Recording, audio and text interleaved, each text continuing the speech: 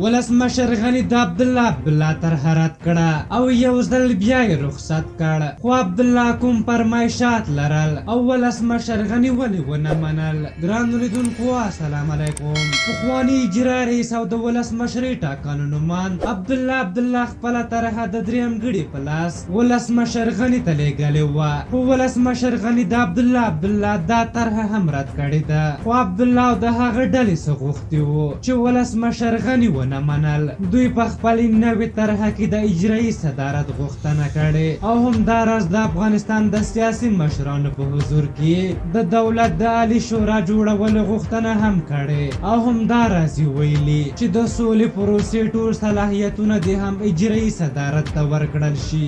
دوی د اجرایي صدارت مشر ته د هېواد د دویم شخص په توګه امکانات، تشریفات او پروتوکول غوښتی او همداراز خپلو مرستیالانو ته هم د ولسمشر د مرستیالانو په څېر د امکاناتو غوښتنه کړې. همداراز په دغه طرحه کې دا هم ویل شوي چې د ډاکټر عبدالله په مشرۍ د سولې عالي شورا جوړه شي او د ولسمشر یو مرستیال دې هم غړی وي. ثبات او همپالنې په قضایه قوه کې د ګمارنو په اړه د واک غوښتنه کړې. همداراز جنرال عبدالرشید دوستم به د افغانستان د وسلوالو پوځ د سرعلا قومندان مرستیال ټاکل کیږي او د مارشالۍ رتبه به هم ورکول کیږي. ثبات او همپالنې ټیم همداراز د وزارتونو، معینانو، سفیرانو او د لوی څارنوالۍ د رئیس او معینانو په ټاکلو کې 50 سلنه سهم غوښتی او ویلي دي په کومو ولایتونو کې چې کوم ټیم ډېرې رایې وړې دي هلته به هم هغه ټیم خپل والیان ټاکي.